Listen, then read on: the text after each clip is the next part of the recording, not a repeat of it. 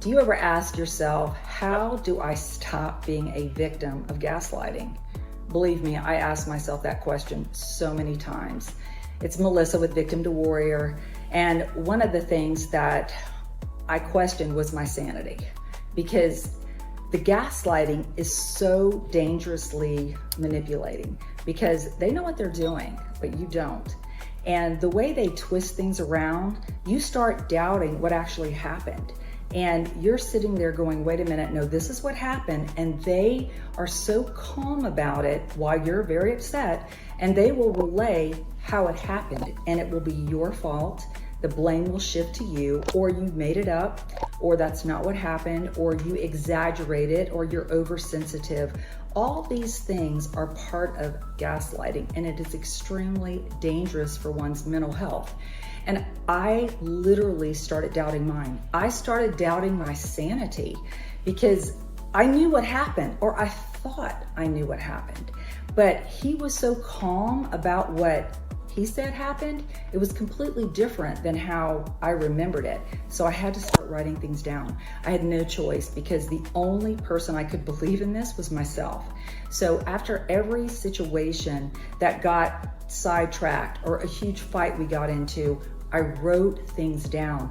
I wrote down exactly what happened, because when you're going through gaslighting in a narcissistic abusive relationship, you cannot believe the narcissist. Believe me, you cannot. You can only believe yourself. You can only believe your truth. So when you write something down and then someone's questioning it later and you go back and you read it, things will start falling into place with you. And then you will start thinking about, you know what? I'm not going to be tricked into that again. I'm not going to fall for that again. The one thing you don't want to do is to argue with the narcissist, because even though you know what happened, because you wrote down what happened, you will never convince the narcissist. So you're wasting your time. This is for you. This is for your sanity.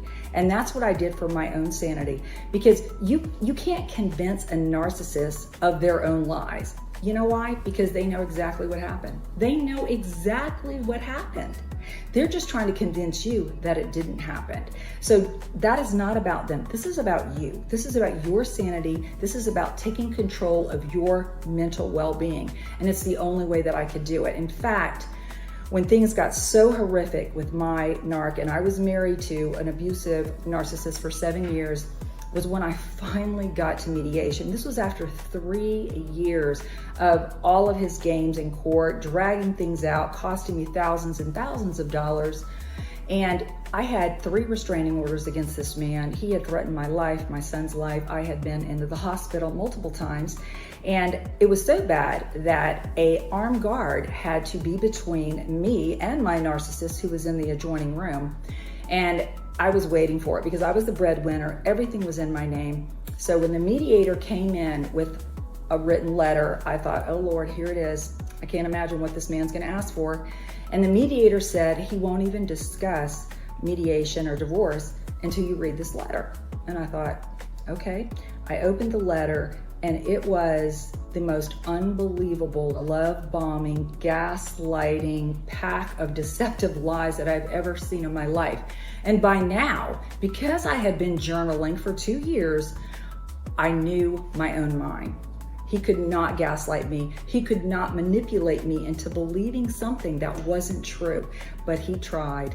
This letter was laid out. He blamed others for our problem. He said we had the deepest love and we could get back together and we could start where we were, and to please ignore this divorce and let's just move away together and get all the bad influences out of our life. So because my mind was in the right place, I knew exactly where this was going. So I told the mediator, I said, you know what? I'm going to stop the divorce proceedings, but I need him to sign an affidavit waiving all of his rights to my assets forever. He has to sign it, waiving all rights, because everything was in my name, that he had no claim on it, waiving all rights, here and now, notarized statement. And the mediator left with that, recommendation to my soon-to-be ex-narc. And the mediator said, oh, he's going to go for this because he is so in love with you. He just told me how in love he is with you. He doesn't want this divorce. He is going to go for this. And my attorney was freaking out. And she said, what are you doing? What if he goes for this? And I said, just give it 5 minutes. Within 5 minutes, the mediator came back, not with the affidavit waiving his rights to my assets, but with a list of demands of what he wanted in the divorce. So please, you cannot believe anything they say. You can only believe yourself and your truth. And honestly, that is what Module 2 of my course, The Victim to Warrior, is all about. It is a journey back to self-love, self-confidence, self-focus, and getting rid of self-doubt. Because when you're in a narcissistic, abusive relationship, that's all they do. They make you doubt yourself. They make you lose your self-esteem, your confidence. Everything about you is in question in your own mind. But if you journal and you write things down, it's your truth. And that's the only truth that matters. So in Module 2, I cover this in detail, and journaling is not easy, believe me. I actually journaled for 7 years. In fact, I'm going to sell a book about it, but it's not that easy.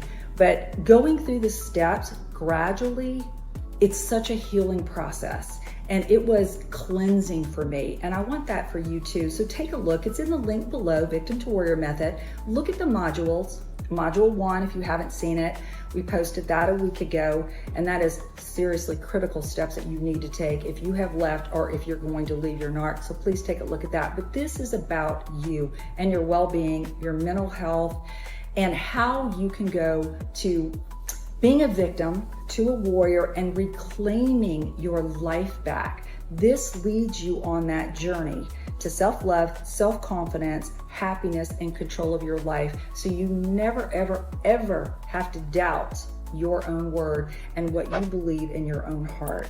And I totally want that for you. So please take a look at it, leave your comments, and please be safe. And remember, you can go from being a victim to warrior by taking that first step.